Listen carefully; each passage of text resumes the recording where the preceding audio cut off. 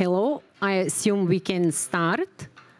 And I wish you warm welcome to our Fishbowl #1, where we will discuss the successes and failures of the post-war resistance and its political aims with our distinguished guests, Elma Hašimbegović, historian and museum professional from Sarajevo, Dr. Andi Pinari, associate professor of history at the University of Tirana, specializing in modern European history, and Dr. Iryna Kashtalian, Belarusian historian and one of the founders of the Belarusian Oral History Archive. My name is Paola Petric, and I am the head...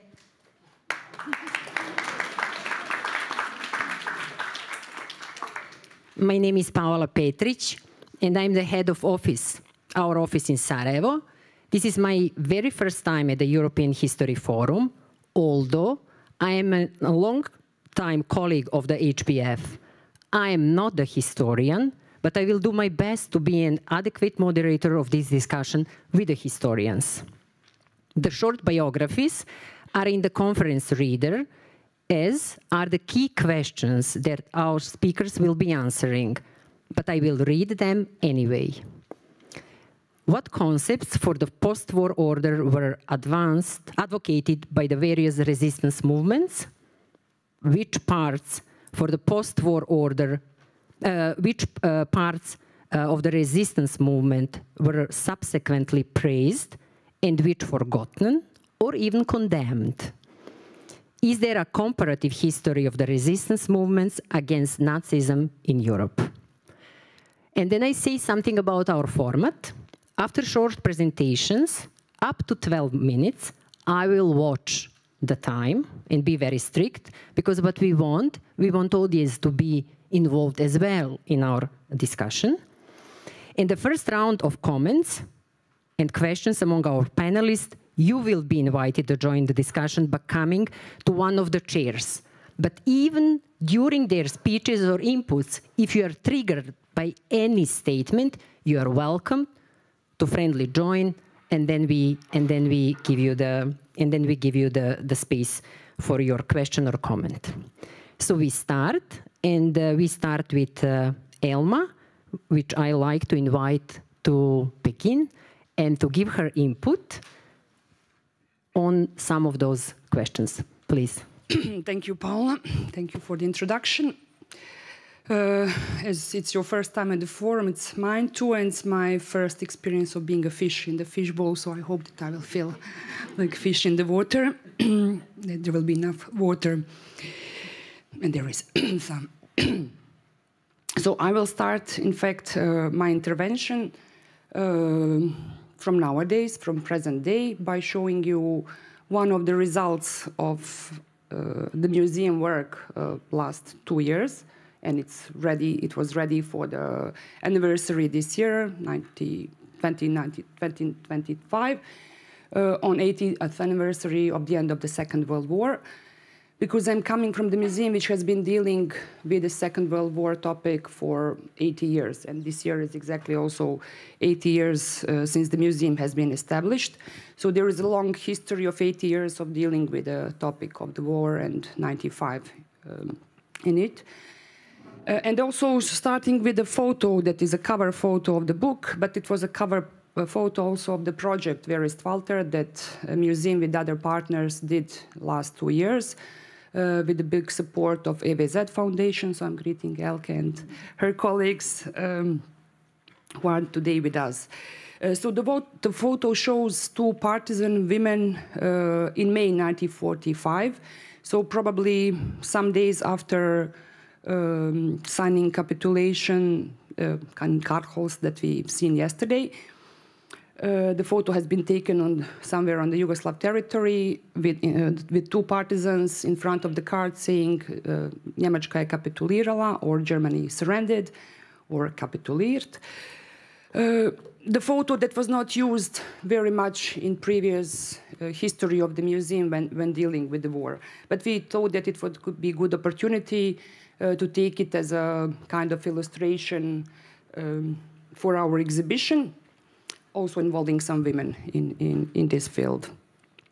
But this is kind of a recapitulation of what was the history of the museum in the last 80 years, how it dealt with the Second World topic and 1945 as the beginning of creating a new society. So the museum has been built 3 months after the war ended in November 1945. The Republic of Bosnia and Herzegovina, Socialist, or at that time Federal Republic of Bosnia and Herzegovina, passed a law on establishing the Museum of National Liberation. So it was immediate response towards the capitulation and towards the building a new society of Bosnia and Herzegovina and Yugoslav society in a new system of socialism. And for 50 years it served as a place to create memory of the Second World War and to create, in order to prepare also a narrative of the new socialist society for future generations built on the memory of the Second World War. We've heard, like those of us who have been here last night at the museum, heard very interesting intervention and introduction to the museum in Karlshorst about surrender. And it was really great opening or eyes-opening moment for talking about different approaches to the legacy of Second World War, 1945, how Soviet legacy or Russian legacy or ex-Soviet legacy has been seen, because we are seeing it from the point of view of Yugoslav resistance. And I would say that we also cannot make a very clear distinguish how to deal with the legacy of the Second World War from the previous systems and from previous states that led or that were involved in the resistance movement. What happened in former Yugoslavia, so 30 years ago, can be also one of the, maybe not starting point, but can be used as a point to discuss what we are discussing nowadays with our colleagues from ex-Soviet Union, or what came after. Meaning that we have decided after the 90s, because you know that after 1945 the whole narrative was built around the Second World War, including the culture of remembrance, including the education system, including the memorial culture and everything.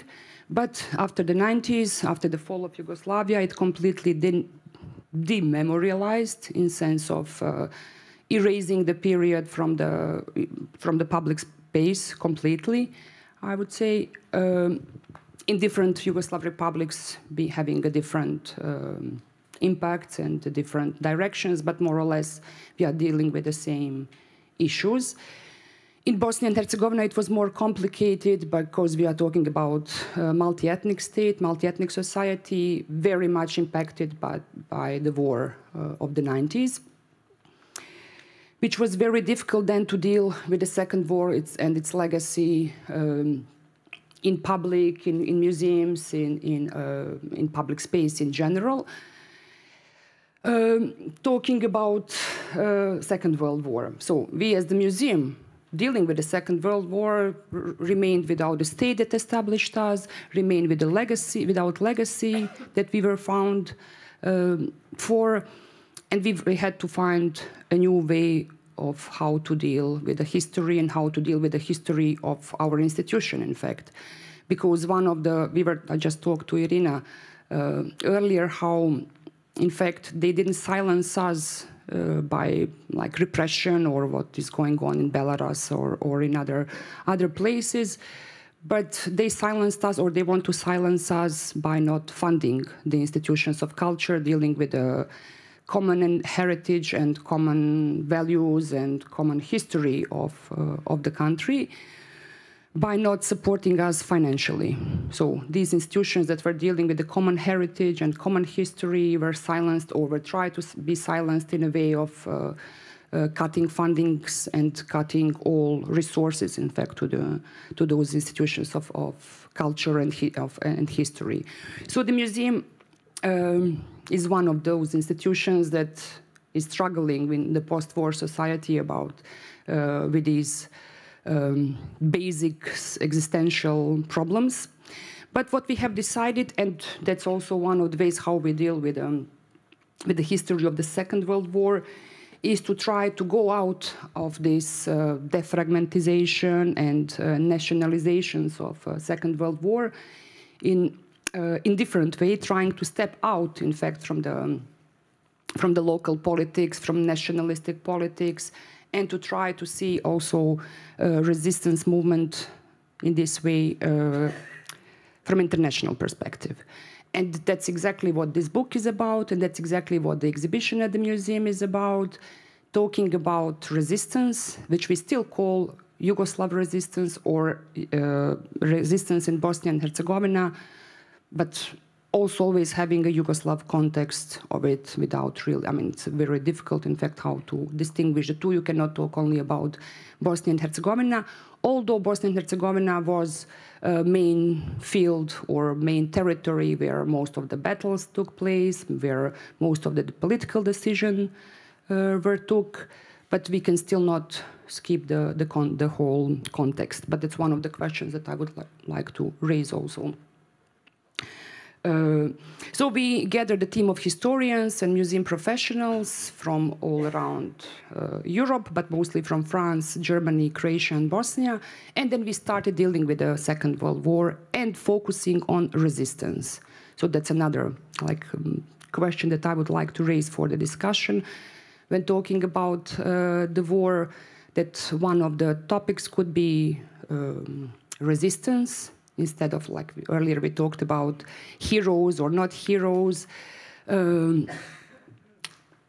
following the trends of the victimhood, not only in the historiography, putting very much focus on Holocaust in previous years, or very much focusing on the victimhood of different ethnic groups during the Second World War, we in fact decided to work on the resistance and how resistance in fact gathered different ethnic groups and provided the platform for a new society and for overcoming all the ethnic problems between different groups in Bosnia and Herzegovina. So I see that Paola is reacting. Yeah, I think that I would sure. So just to say, yeah, that would be also a starting point, that we have decided, in fact, to work with the resistance on the local level from international perspective, and seeing this topic, this particular topic, that helped us to see it better, stepping out and seeing what were the specificities of a local one. And yeah, I would maybe stop because you are stopping me so and so. And as one of the approaches to deal with the European history, putting Bosnian resistance and Yugoslav resistance within larger European resistance. Great. And then you mentioned very briefly that the part of this project was the exhibition, which is now the permanent part of your museum as an offer to all the citizens in Sarajevo, but Bosnia and Herzegovina as well. It was opened a year ago. And then what we could follow, or what I would like you to tell us, how interesting that is for the local audience and the local stakeholders. Did you succeed in gaining the interest in public discourse about this topic at all? At all? Okay, that's a good question. At all. Why is it that I'm saying that? Because after a year being in Bosnia and Herzegovina and in Sarajevo, I knew it from Belgrade perspective as well, how complex and multi-layered the reality and the history in Bosnia and Herzegovina is. But from direct experience, I know that the everyday political talk and the discourse is really very, very complex one. And therefore, I am, without having proper resources or the state support, you are struggling in trying to offer such an important topic, which is like the history about the Second World War. And therefore, my question for... No, but that was our idea, in fact, to offer the place where you can learn about it, when you can see something about the topic of history in a way that is not intoxicated by daily politics, which is the case in Bosnia and Herzegovina, in the region as well. Bringing back history of the Second World War to the public space. That was our main aim, and now the exhibition is open, people can see it. We are trying a lot to work with the topic, to promote it constantly. 2 days ago we had a museum day, where we put the focus on our Verist Walter exhibition, did workshops with young people about it, so we are really we are having an aim to really put the topic back to the public space, and particularly for educational purposes to young people to learn something or to have a place where they can find out something about it. So that's our aim. How far we succeeded, this is an open question. It's still not time to evaluate or to draw the line, I would say. No, we have not done any evaluation, like more concrete or any survey about it, but our aim is now as having it as a permanent exhibition to, in fact, to have it open on daily basis and not to talk about it only this year when the commemoration or when we are marking the anniversary, but to have it as now the topic that is open to public next year too, and in the future.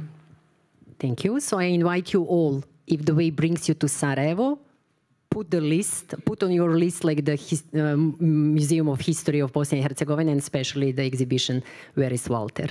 Thank you, Elma. Andi, you are coming from Tirana. It is the part of the Western Balkan Six package, so to say. I mean, if we speak about the language of the European Union, but when it comes to the history, it seems that your country is not as connected to the very first neighborhood you live with or around, you are surrounded by. So can you tell us more about the Albanian perspective and the remembrance of Second World War or the end of the Second World War? Thank you. Get this. Okay, thank you, Paola. Thank you for the amazing conference that you're holding in here. And I have to say that anytime coming to Germany, participating to those events, I believe that Germany is like the leader of dealing with the past in terms of agreeing to not agree and being all together and working all together. This is not our case. So. And of course, as you said, we were a little bit isolated more than the others during the communist period especially. So somehow we are opening now to people visiting the country and getting more interest in that. And we had late, like 2 days ago, the political committee of the European Union coming there, and leaders from all over Europe coming there. So we are getting a lot of attention now. So pretty much I wanted to stress out that we were not isolated during the Second World War, but we were isolated a little bit after that. And since I have prepared a very long paper that I will not read, but for those who are interested, I can pass it to you. I will have to stress out the 3 elements, the most important elements of the Second World War, and about the question that we're raising in this fishbowl. So the first one, who are the resistance in Albania? So the resistance, of course, started even before the beginning of the Second World War, because we were occupied before the start of the official start of the Second World War. We were occupied in April of 1939, and since the first moment, people, let's say, took their arms, their weapons, and tried to protect the country, but it was impossible. We could not resist. The king fled the country without declaring the war. That's why probably he could not become a government in exile. He was not recognized as part of the resistance. So slowly, a resistance started with local leaders who resisted to the occupation because they didn't like the Italian. Even before, and the same people who resisted before resisted against the king, also they resisted against the Italians. But the crucial moment came when the Communist Party was founded in 1941, with a lot of help from the Yugoslav party of that time. And let's say that they were new politicians. And as new politicians, they understood immediately that they have to take the place who was, let's say empty. There were no politicians who resisted, so except a a few of the old leaders. But let's say that politically speaking, they played a great role in occupying a space that was empty. And slowly, because raising questions like independence and protecting the country, a lot of young people joined them. So their army started with a bunch of people, ending up to, let's some say, more than 60, 70,000 people fighting against the occupation, even though some of the figures may be exaggerated, of course. So this is the first group. And the second group was a group that was composed of nationalists, mostly coming from the elite, coming from the landowners, from the intellectual elite of the country. And they were raising always this issue of, let's say, Albanians who lived abroad the borders of the state. Because let's say that a lot of Albanians were left outside the Albanian borders in 1913 when the borders were decided, and it was totally another time there. But anyway, Albania surrounded Albania. Albanian population surrounded Albania. So this second group, they wanted a little bit to try to solve also this issue after the war or during the war, but they thought probably after peace we will solve also this issue of Albanians living abroad that were a little bit mistreated somehow. So that's why this nationalist cause became their most important cause. And the third group was a group that normally wanted back the king, King Zog, who fled the country, and he didn't resist it. Of course, this group especially tried a little bit to justify his reaction. The king in itself, he never back to Albania. He died in 1965. His son came back in the 90s. In 97, we had a referendum in 97 whether we wanted the republic or the kingdom, and more than 80% voted for the republic. So his nephew's living in Albania right now, and he's working for the Ministry of Foreign Affairs. But there's another history. But so they just wanted a little bit to explain how somehow the fate of a very good politician during the Second World War decided in a way when he could not, he didn't be that brave somehow to at least to declare war, not to. So this is something that to us is something that we're still debating over that. And the three groups, they worked together. They had two conferences trying to unite all together and fight the enemies, the invaders, and after that deciding about the future of the country. But in 1943, after the Italian capitulation, let's say that there was a moment when everybody started to understand that probably the last year of war could be something to use for the future of the country and the power that we can have it even by fighting against each other somehow. So they didn't fight against each other, but they started to compete. And in a moment, the right wing, it's called the National Front, they somehow decided not to react after the German occupation of the country. So Italian capitulated, the German took their place, and this fraction of the right, they decided not to intervene and to wait for the Germans to fight with the partisans, with the communists, and after that they will use this opportunity to get the power, because they didn't like neither the Germans, neither the communists anyway. But yeah, they chose also another mistake that has caused so much to us. And what happened? The communists are the only ones who fought. They were not all of them communists. Of course, most of them were young people who wanted to participate in the war, because also the communists at the beginning, they didn't spread any of their propaganda. They said that we have to fight the war before, and after that we can do something else, and we will see and we will discuss what we will do next. And somehow the communists, they got the power just after the fall of, let's say, the fall of Germany, but even before. We were liberated in 29th of November. And just to think, the thing is that when yesterday we went to the museum and I see 8 or 9 of May and celebrating in different dates the liberation, it was something that happened also to us. So we have like 29 of November. For almost 45 years we celebrated this date. After that, let's say that, yeah, the new government and the democracy was reinstalled and so on. And they said, okay, but this is a date that was used only by the communists during the communist regime. It's not the real date. And a few historians that they came to Germany searching the archives, saying that, no, there's a document that says they left in the 28th. So we are now laughing about that because it took so much energy. But I wanted to tell you that we are part of the whole discussions that we're having in here and even before, and we will have in the future, which is very nice, let's say, if we agree to respect each other.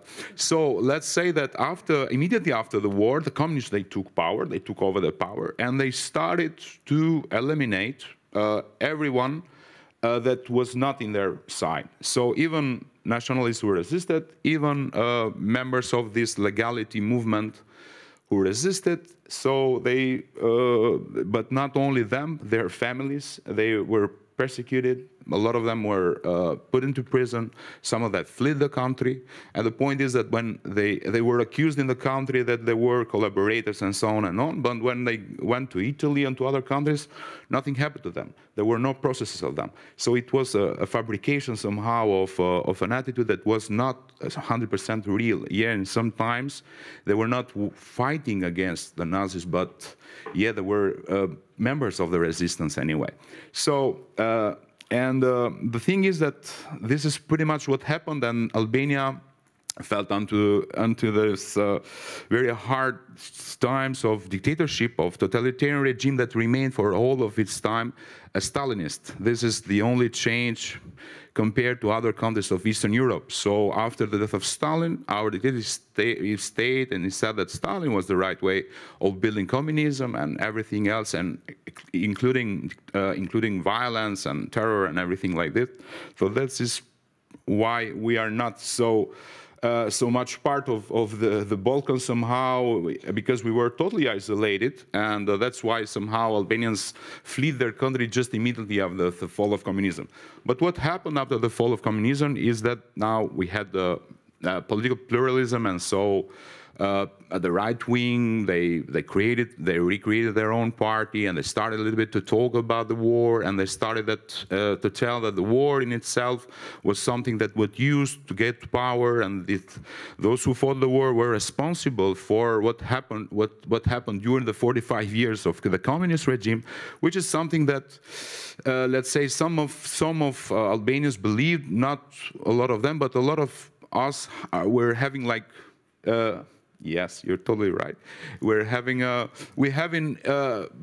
different perspectives, and even nowadays we didn't agree on what was the Second World War and what happened the communist regime. And I'm talking even about professional historians. Like you can imagine what happens in the population. So it's a very long story short. This is pretty much what I have one additional question. You said that within the historian community, it's a struggle to agree about one of the stories about the end or the Second World War. Population is confused as well, but what do the current politicians do? No? Do they use this topic in public discourse? Is it relevant or not? And then especially knowing today's geopolitical situation.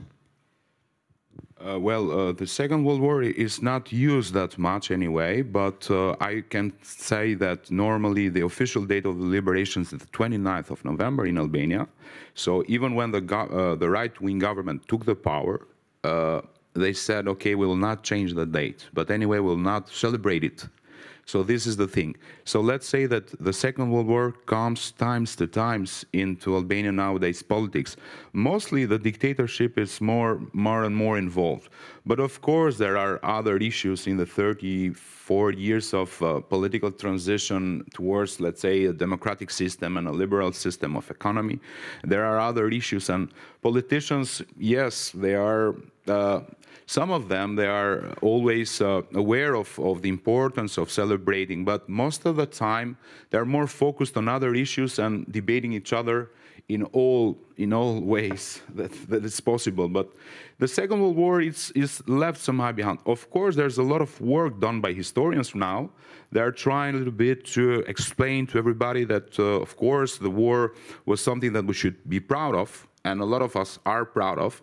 But yeah, the debates created there and the discussion between the right and wing, and of course, it's part of a thing that has happened everywhere, not in the same extent of Albania, but yeah, there was like this. And of course, that the war in itself should not be judged as the period that brings the dictatorship.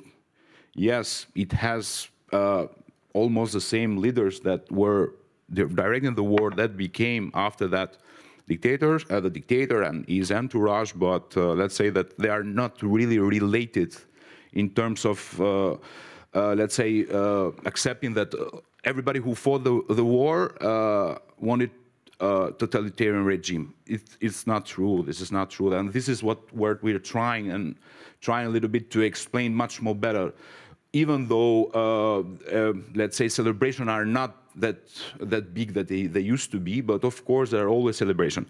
Also, we have like monuments of several, let's say, partisans in the or different battles there and here and there in the country, and they have like symbols of that old period. So they have the star, and they might have some art influenced by the, let's say, social realism art. So, but we didn't destroy any of that. They are just there, waiting for us to decide what to do with that.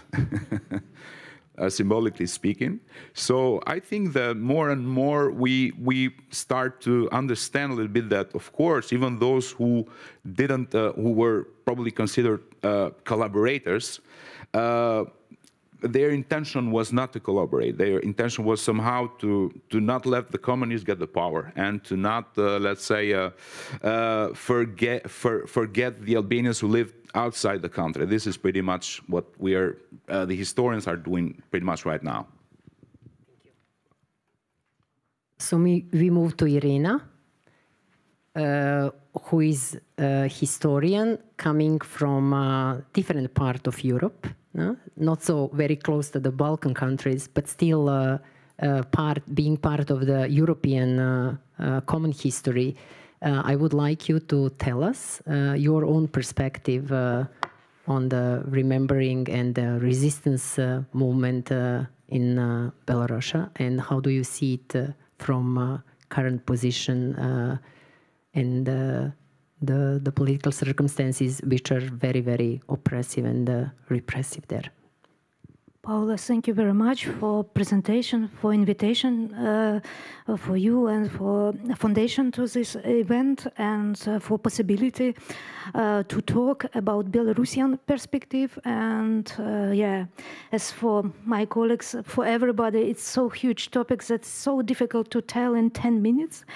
But I will tell key points, possibly a little bit to orient in our picture, and then if there will be questions we can discuss or compare, I don't know. We have a construct which is very known, Partisans Republic, Belarus, that in the time of the war, all the people nearly successfully fought against the Nazi. But what we see in this concept, and what we see, which perspectives which show us in deep perspective what happened, if we are talking about wartime, if we are talking about post-war time, and we are talking about commemoration. When we are talking about resistance, first of all, we mean the period between June 1941 and July 1944, when Belarus was occupied by German troops. But we must remember also about events from 1939, and when really first time was when the Second World War for Belarusian territories began. And it brings us a perspective of West and East Belarus, and it also influenced on resistance in the time of the war. From one side, because of the larger time in the Soviet Union, East part of Belarus was more strong in participant movement. From other side, we see in the Western Belarus quite a difficult picture where a lot of different resistance forces existed, and it could so look like it was in 1944 when in Vileika or in Baranovichi region Germans controlled large settlements. Armia Krajowa, Home Army, Polish Army controlled villages and struck German garrisons. At the same time, Soviet partisans were sitting in the forests and were destroying communications. So movement was very heterogeneous in composition, but in general contributed to the liberation of Belarusian territory. It's important to remember that Soviet partisans were hostile to national formations and also fought against them, not only, even if these formations were struggling against Nazis as Poles. And if we're talking about how it was from the memories, partisans movement is present as a memory about war in nearly every memory about this time, and it was war against all. And it's not universality of picture at macro level. If you know the history of one village, you know the history of one village, how it was in this place, but you don't know the whole picture from only one village. And in general, this attitude to partisans was positive and negative in both parts of Belarus, but in general, for the village, partisan was a person with weapon who brought danger to population. And it was also about development of this participant movement, which much more stronger in 1943-44 because of the horrible Nazi politics, because of the success of Red Army at the front, and we see it's also from the events which could be possible at the level of partisans, that they controlled approximately 60% of Belarusian territory in this time, and it was possible to make at the same time in different places operations against railway. And also it's about development of perception of partisans through local population, because after the 1943, the partisans were more local people, and to local people more trusted. And it also brought another perspective how it was perceived later, who were partisans. And not many of them were there because of ideological reasons, but many because of revenge or to save their lives. Post-war time, it's Stalinistic period, last 10 years, people wanted liberalization, but they didn't get. And in this time, partisans, elite, Soviet partisans, I mean, they were quite important force in post-war Belarusian Socialistic Soviet Republic. And it was very important from one side to avoid repressions, to show that you are connected with this group. Connection with this group helped to solve everyday problems. And from other side, we have this group which should adapt to peaceful life, and it was not so easy. at the same time, people with military experience were used also for further repressive politics. And if we are talking about West Belarus, it was time that it was about processes of Sovietization, time when it was like civil war. It was territory where existed four anti-Soviet undergrounds, and with which was struggling Soviet power, and for them, for this struggle, they needed force because they could not make non-popular events like collectivization before they will block possibility for people to go to the forest to this resistance. And a good example here is example of Armia Krajova and what happened to this. Yeah, thank you. Yeah, possibly without commemoration, we will talk about this later. But to end the picture of post-war time, Armia Krajova was the strongest anti-Soviet underground resistance after the war. Which appeared as a response on annexing of Polish eastern territories to the Soviet Union in 1939, and a lot of people supported it. And first 2 years after the war, it was about open struggles, battles, actions, and it was really challenge for Soviet power, also with support of former Soviet partisans, how to deal with this influence.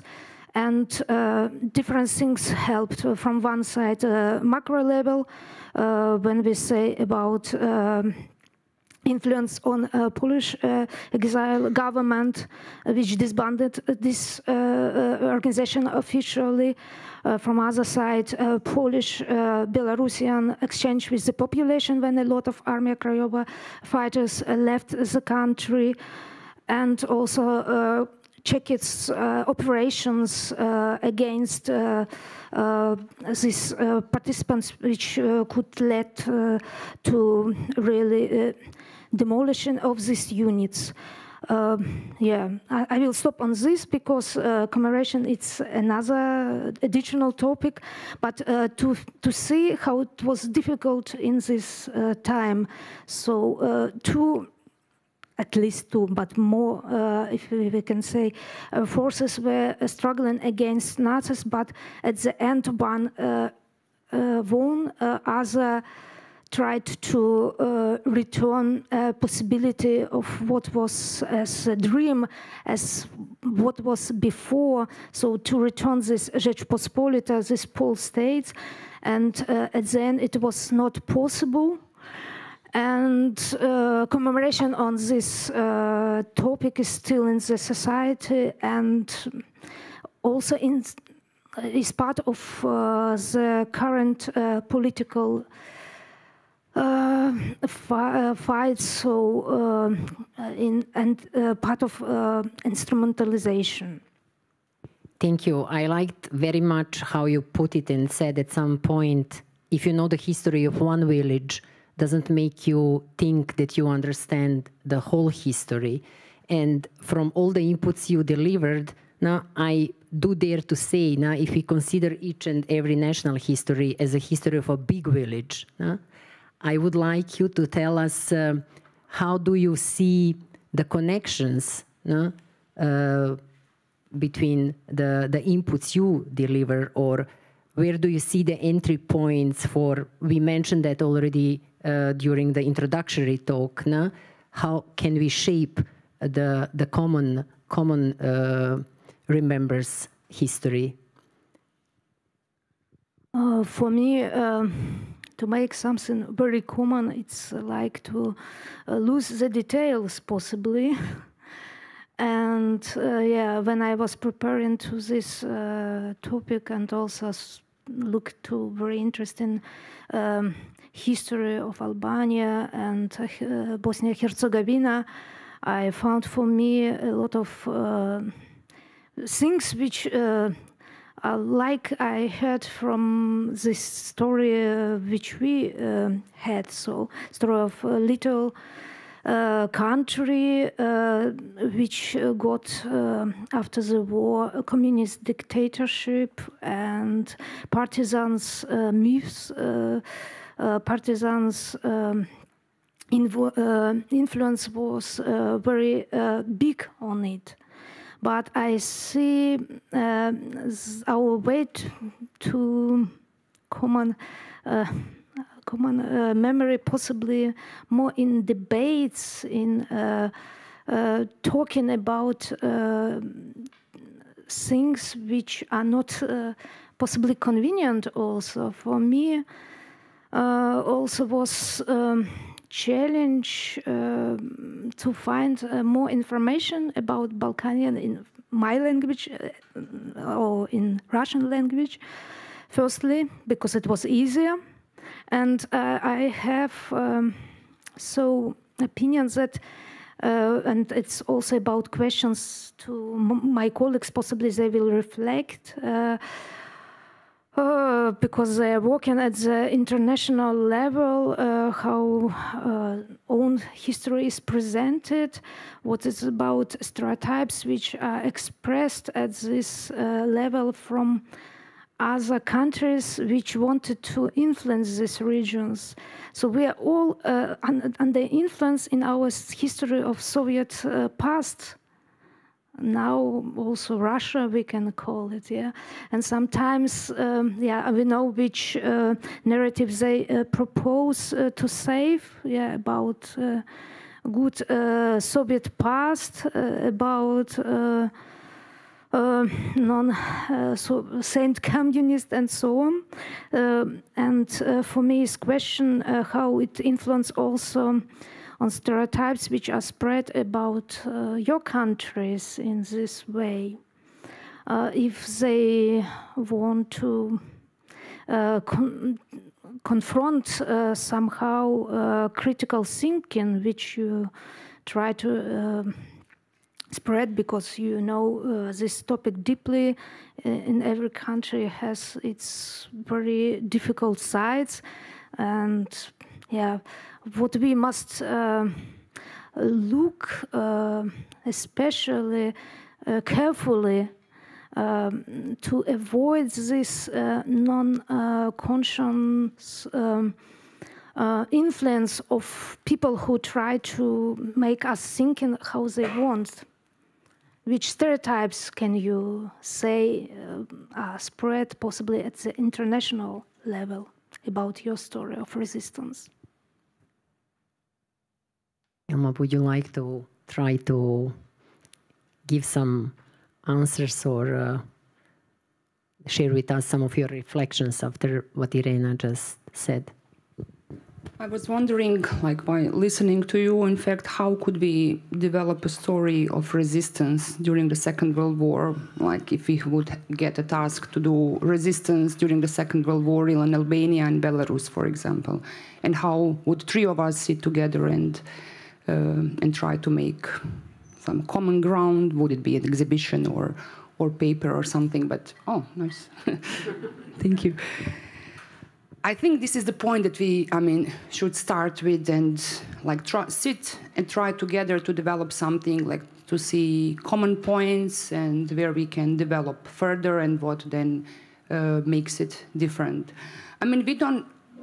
When I'm talking about Bosnia and Herzegovina, I cannot talk about one picture or one image. So I can talk about different narratives, different politics nowadays influencing also history. And so if I say like Russia is not the big issue nowadays, I would not be true. Probably. Because, yeah, we have parts of Bosnia and Herzegovina which are very much supporting Russia nowadays, and we've seen Dodik being in Moscow celebrating 9th of May. So, yeah, we are not talking about one narrative or one society nowadays which has one image of the past, but of very different narratives. That's one of the challenges in Bosnian and Herzegovinian society nowadays. So that was my kind of point of how we sit and then continue by taking the basic or facts that we have, what historians have reached so far, and how we could continue from that on. I mean, my issue in Albania was, whenever I visited it, like the most focus, especially by civil society. Though I have not read many of the Albanian, for example, scholars or historiography. But what you see in Albania, especially coming again from civil society sector, is when dealing with the past, is very much focused on dictatorship. But then we skip this period of Second World War and resistance that you were talking about, and how to, in fact, reconcile within Albanian society these two, if it's, in fact, at all matter of reconciliation, or wrong word, I don't know, but coming to the same ground. Because I see another danger there, I've seen when I've been there, that there is so much talk about dictatorship and so much dealing with the past on socialist communist period of Albania, that you are bringing now new kind of tensions between society of those who were on the other side of regime, and their family members and so on. And then, I mean, talking about Belarus example, I mean, we are in Bosnia and Herzegovina talking about very diverse narratives and different starting position, reflected very much by the daily politics nowadays, but also having the war of the 90s as a kind of a point of divisions, seeing history. Thank you, Elma. Andi, wouldn't you mind if I ask you and invite you to pose your thoughts and reflections on what was just said? I would invite our guests to pose their questions and to make the chairs free so that the others can join the discussion. So who might start, Andreas or Clara? Yes, hello. I'm Andreas. My children call me Andi, so it's a question from Andi to Andi. So I would like to ask you a question about resistance you didn't talk about. This is those people who helped Jews to survive in Albania.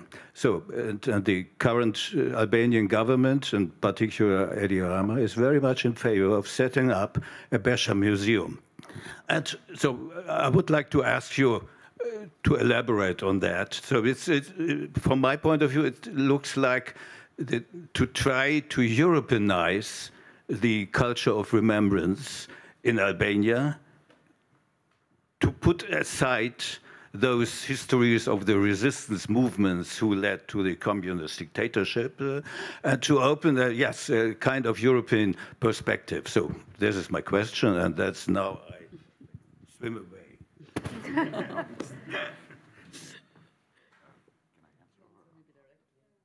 Please. Okay. So thank you for the question, and it was something that I couldn't really explain, but as you said, it's a moment that probably even our resistance, even though it was divided, will a little bit be together. Of course, the numbers of Jewish saved by Albania is not a huge number, but at the beginning there were 200 people living in the country, and after the Second World War there were 2,000.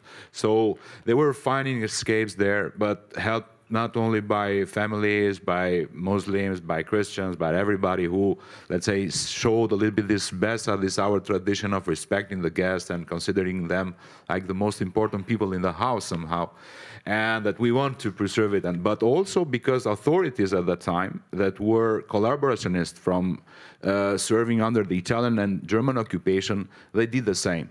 They did the same. We have proofs of that. So this is probably a moment when we got together as a nation somehow. And yes, we are having this museum in Tirana of Besa, trying a little bit to honor those who risked for real their life. And let's say we discovered that only after the 90s. This is something that was hidden. I tried a little bit to search into the archives, and what I saw, it was especially they were before they were closed. After they were opened, and now even the archives of the secret police were open, according to, copying a little bit the German law, but not exactly the same. So even there were a lot of documents and police tried to control them, tried to understand what they were doing, people who lived just after the end of the Second World War. So let's say that it's something that we are proud of, and we have we are always organizing conferences on that, and on Shoah Day and Memory Days we are holding even in the Parliament. So this is something that unites us. Thank you for pointing out into that direction, but yeah, there's plenty of human stories anyway. It's not that the state only, but an official of the state and a family and somebody else and people, very simple people in all, let's say, even peasants mostly, they were much more open than everybody else somehow. So this is something that really it's inspiring even nowadays, I would say. Thank you for the question. Thank you, Andi. Clara, please. Yeah, thank you. I was very much triggered about what you said at the beginning, like putting the focus on resistance as a way to create a kind of international perspective. And I was triggered about this because coming from the background of a Polish-Ukrainian debates, resistance is actually a very dividing topic. So it's not a one creating kind of transnational narratives, but one of actually dividing and extremely creating very national narratives from I was asking myself, because I find it's very interesting to think about a history of the Second World War as a history of resistance. How you can imagine this history of resistance in a sense of a transnational, trans-European history, not that doesn't have to be a homogeneous history or an integrative history, but a history that creates the possibility of dialogue. So, and I was asking how, because in this sense, I think that experience of Yugoslavia is very particular and very peculiar, and also very different of the one of what Iryna was explaining. And I was asking myself, like, how, for example, like what are the approaches that you are using, and how, for example, some particular set of experiences could be. I think about women in the resistance. Actually, they are facing similar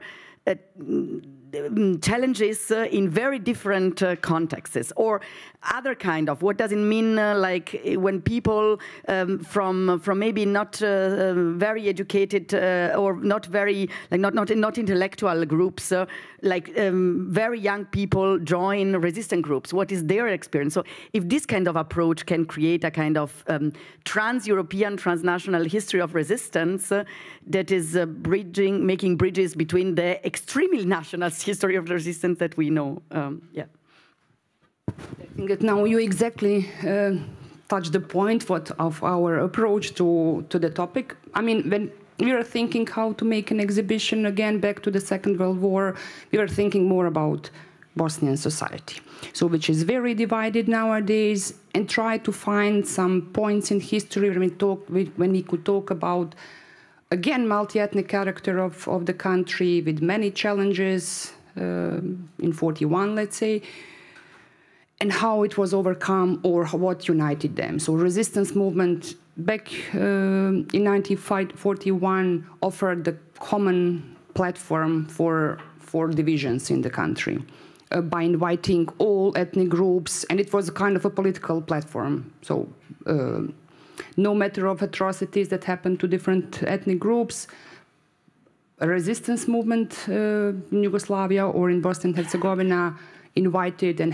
provided a platform for those, inviting Serbs, Croats, and Muslims to join the resistance. So we started from that point a little bit, I would say, but this is kind of a hidden, not hidden, but like a second layer of our, not agenda again, but aim that we wanted to reach, to find common points in history that would unite country nowadays, and not really going into this ethnicization of history and not finding common ground any longer, because everything what has been done the last 30 years is going in direction of divisions, as you said. So we found this resistance movement, in fact, as a starting point of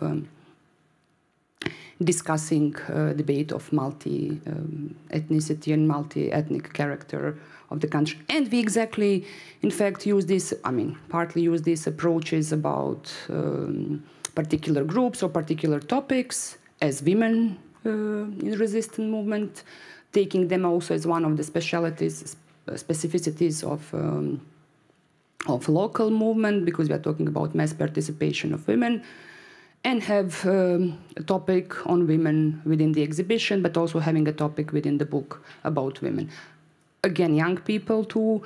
That's what we were trying to do, in fact, by raising the questions of what young people were doing, what kind of choice they had when the war started.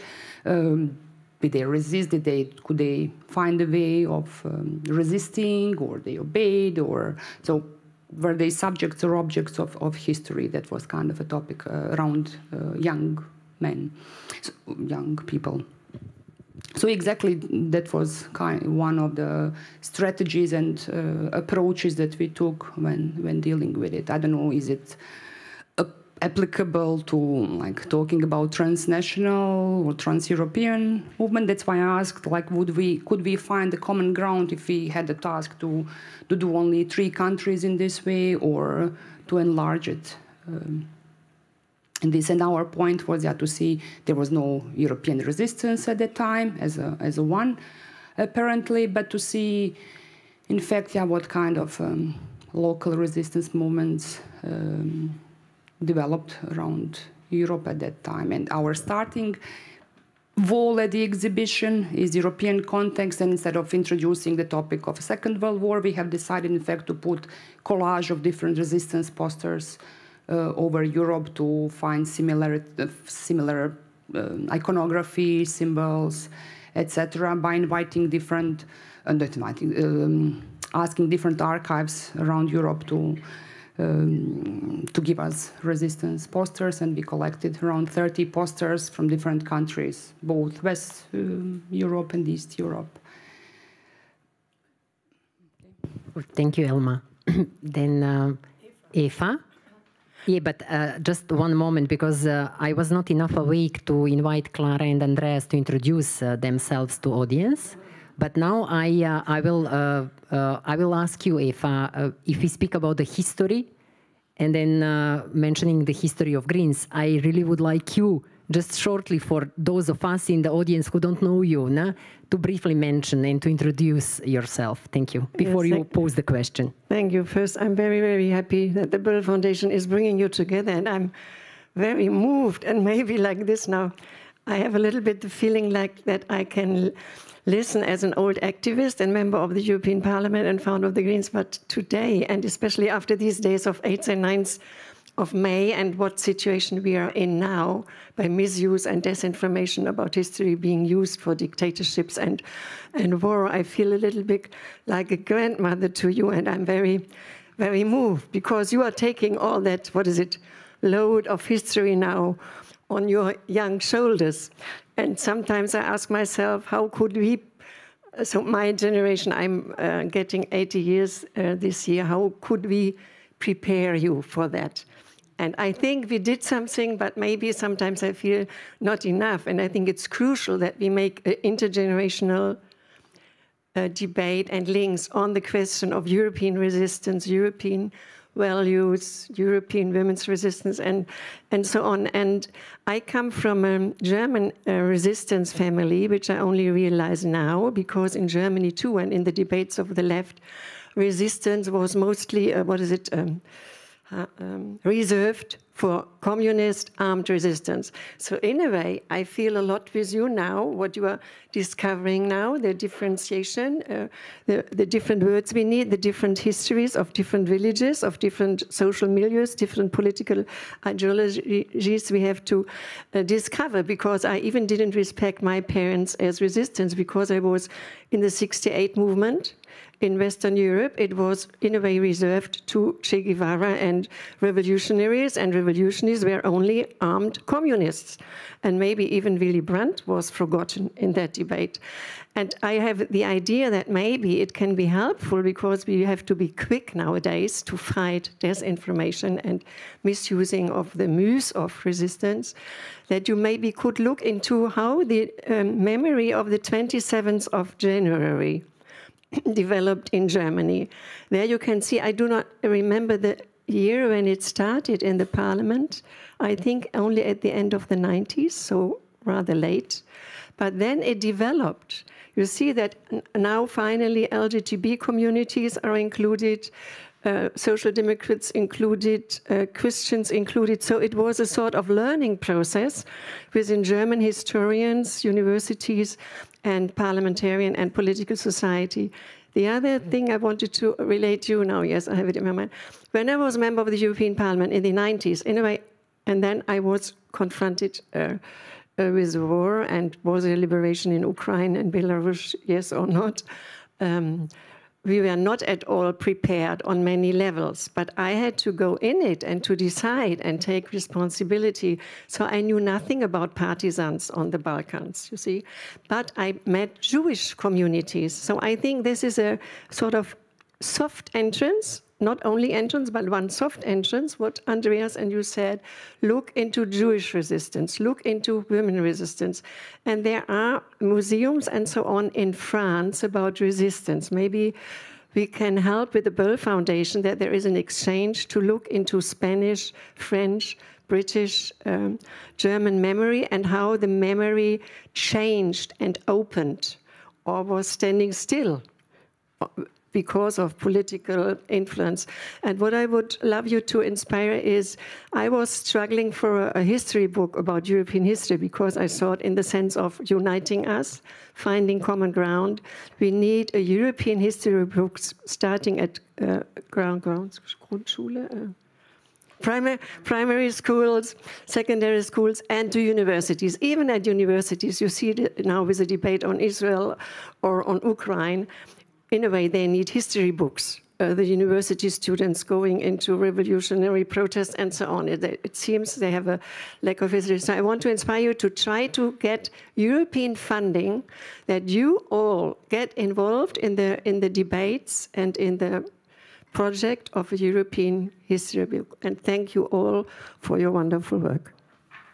Thank you, Eva. Is there anything you would like to reflect on, or I just ask Alexander to introduce himself and to ask his question or give the comment? Yeah, my name is Alexander Formosov. I am a historian by training. I work in the civil society here in Berlin, also historical and educational projects, part of my focus. Well, I have a question or maybe a suggestion what could be added to this very inspiring, very interesting discussion on the international perspectives, or trying to build an international perspective on resistance. I was thinking about the Resistance Museum in Amsterdam. I'm not sure if you or others here are familiar with the exhibition there or the approach there, but I think they have a new approach, new exhibition to it, which was probably since a couple of years. It's quite recent, not, and the point is that I think the also Netherlands, what I've learned there, I'm not a specialist in this, but what I've learned, they had also a long history of heroization of local resistance. But then the perspective changed recently, and the new exhibition is very interesting. They kind of built a spectrum between resistance and collaboration. So it's not about resistance only, it's about resistance and collaboration and difficult stories. It's also a lot about personal biographical stories. What do you think of this approach? And maybe it's also could be a valuable approach to this international perspective. Thank you. Thank you. Who might start? I will have to start with this because I like the view and the question and also the reflection. But yeah, I can tell that, of course, I will always worry about how do we treat people who, let's say, lost the war? So this is another point of view that in my country it's very important because, of course, probably you have heard of Lea Ayupi. She was a writer, an Albanian writer who wrote a book about her infants in Albania being somehow persecuted because her grandfather was part of the parliament at the time of the Italian occupation, and they offered the crown to the Albanian crown to the Italian emperor at that time, and for that she was somehow mistreated. Her family, she could not attend school, her parents at least. So somehow she's it's a very nice book, it's a very good book, talking about a young kid of my generation probably living between dictatorship and democracy. And yes, and I was always worried about that, why those people choose to do what they did. And they were forced somehow, they were paid somehow, they believed into something. And now in my country, of course, as I told you, historians are somehow afraid of speaking because, yeah, they will get accused from one side or from the other side for telling this or telling that. Why did you are with them or you are against us, you are with them. So this is pretty much, they do not accept differences of opinions, more or less. You can talk in the auditorium, in the conferences, in the press, in the media, but of course you will be judged somehow. And this is something that a lot of historians are trying to avoid because they don't want to go inside. And I mean, you go now with the social networks, you're going viral. But there are lots of historians right now that are trying a little bit to create some layers of the collaborationism, which is something that when I started to read those kind of books and those new approaches, I was really relaxed because of we understood somehow history is from human perspective, not politically orientated or something like that, or stereotypes, as you said before. So this is a way that probably, and there's a professor who's doing that. He published a very good book on that, trying to do and to explain how people were considered collaborators. Because of course in my country it was very difficult, even those who somehow worked for the Germans or for the Italians as translators or as commercials, just selling things to the army, etc. They were considered collaborators, traitors. They were put into prison and so on, and all of their families suffered so much during 50 years, 45 years. So this is pretty much one of the approaches that probably it's really interesting also to see it in a way of as humans and how people made those kind of decisions probably. And it could be an approach also for let's say, kind of a reconciliation and getting all together and accepting everyone and everybody and trying to move to the next level. That could be, of course, another fight. But anyway, let's leave this to professionals who are dealing with that and not transformed into a battle, let's say, into a weapon for today purposes probably. So I thank you for the suggestion. Iryna or Elma, or both of you, how do you see it? Possibly I will add, that it's good that you are saying about reconciliation. It's very important in this topic. In Belarus, I don't know when it will be possible, because collaboration as a part of history now also is instrumentalized. Somehow, because of the protest 2020, it's made a bridge between past and present, and they are saying about present people who against the regime that they're like connected with this Nazi past, and so they're like connected with these collaborants, they are present collaborants. Lukashenko said they have a gen of collaboration, and so it's like they are good and we are collaborants, and this not peace in the society which divides the society. It's a big problem that this story is not in the past for us now. From other side, about this not white black picture, and also about collaboration. Who was this collaborants when people came to collaborate, how they came to collaborate, if they really choose this, For example, we can get information from memories that in some families it could depends on the night when came or partisans or next day Germans, in which unit you came, if you was partisan or you was collaborant, because you cannot struggle against person with a weapon. And how to judge these people. Also, situation when a lot of people were involved in collaboration in the second part of the war in comparison with first part of the war, when people freely came to collaborants. That's about different types of collaborants. And people who were in first part of the war, they participated in Holocaust, policemen, for example. And then we see that majority of Jews were killed, and it's about other collaboration in the second part of the war. That's why it's very difficult question, must be discussed. And also, if we are talking about partisans, interesting detail from Belarusian perspective, that firstly, it was not allowed to take somebody who was collaborating with Germans to partisans, and they were simply killed when they tried to go. In the second part of the war, it was asked people to leave police units to connect, to join partisans. And it was about pictures that it's accepted. After the war, people were talking between them that, yeah, war, it was about everything, and to judge somebody who survived in the war, it's very difficult. Because they were not white persons. People were in different challenging situations. But for people who collaborated and then changed for partisans, then could be persecution after the war. It's also about reality. Which side to use and what were the consequences. Elma, is there anything you would add you would like to add? Comment maybe, yeah, or discussion. To say that I'm happy that we somehow turn to resistance as a keyword.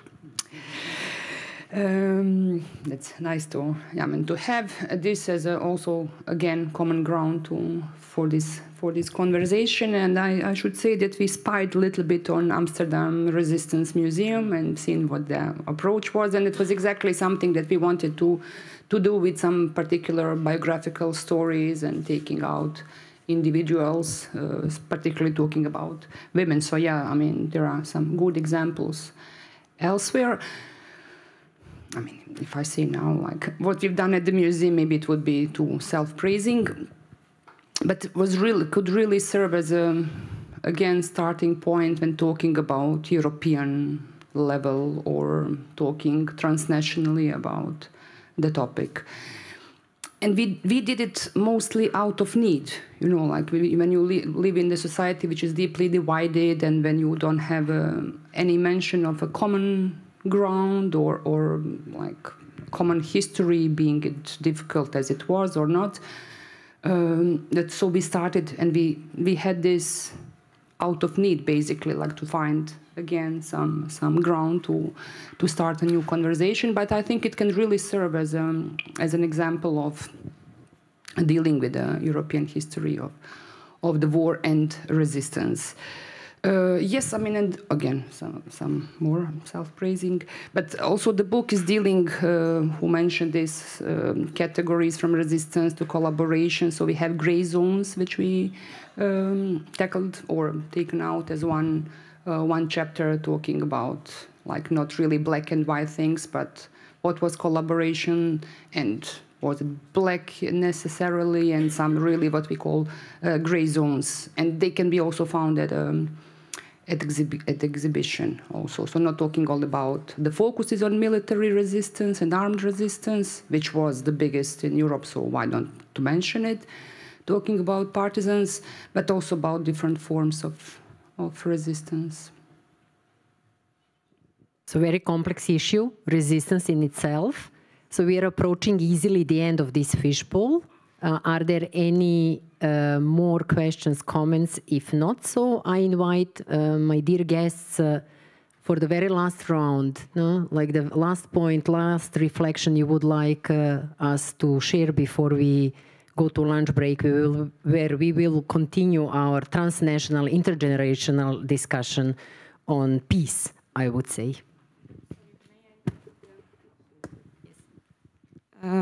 Yeah, okay.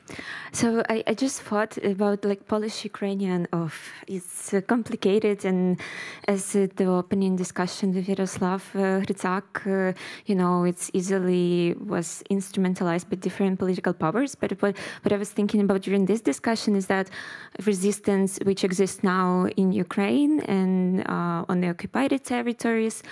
And I was thinking about, okay, how we proceed, yeah, because there's amazing story about a lady who worked as a cleaner at the Kherson Art Museum. And she stayed during the occupation there because the director asked her to stay and to witness what was happening and how Russians and FSB stole art from the museum and deported to Crimea and then to Russia. And I mean, technically she was collaborating because she was still working in the museum during the occupation administration. But in fact, she's actually like a hero. And she received then Bogdan Khmelnytsky golden medal, yeah. And so, in fact, she's a hero. And I was thinking about that we can talk about resistance also from perspective of the justice system and the institution which enforced, you know, which decided was you a hero or you're a collaborator. So I would say that it's quite interesting because politics shape the institution which shape our laws. But in the end, for me, for example, now, and I see that this will be an amazing challenge for Ukraine in future, that like law enforcement system should be like prepared, transparent, and this is just very complicated. And in the end, this is like story about everyone who played this game. So it's very, very complicated. But yeah, I would say that institutional perspective might be quite interesting. Thank you, Katarina, for bringing that in. So the last round, the last words, and then the break. Elma, I look at you, or Iryna, no? Is it that you would like to start? Okay, I will start. I was inspired what Eva said about resistance in different layers. I am thinking not only about resistance itself, but about resilience before danger for the person, what way the person is choosing. And resistance was such active and dangerous way. Why the person chose because of own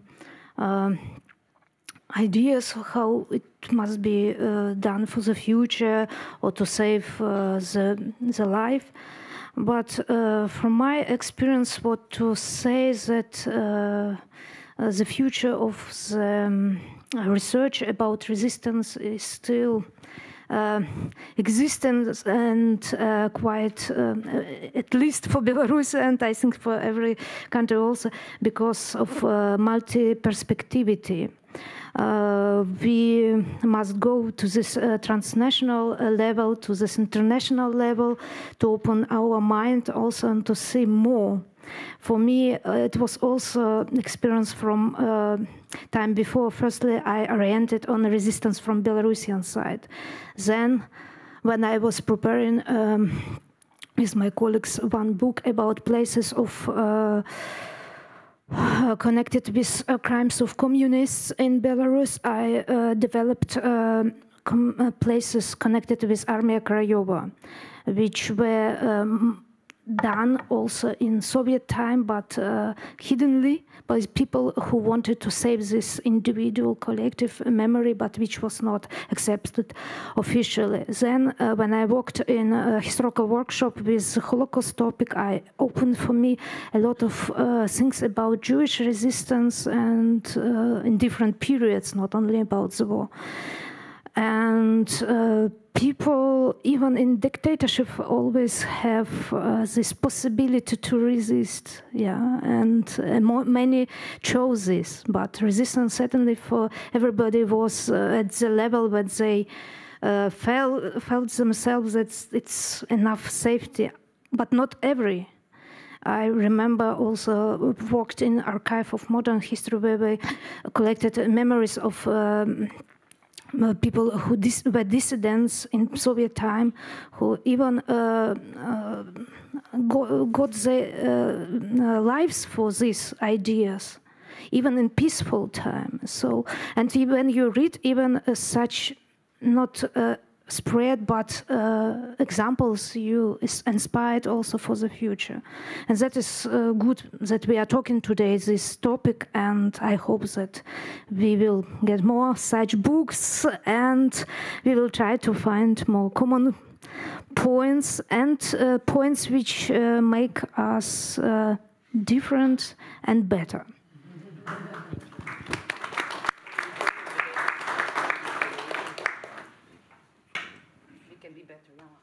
Yeah. We hope so. No? We do our best to be better, but if we look back, no, in our history, it's not that we learned a lot. No? Some things are repeating, and let us really do our best to stop this tradition of repeating the history. So at this moment, I stop, and then I wish you all a very pleasant lunch break, and thank you for your interest and participation.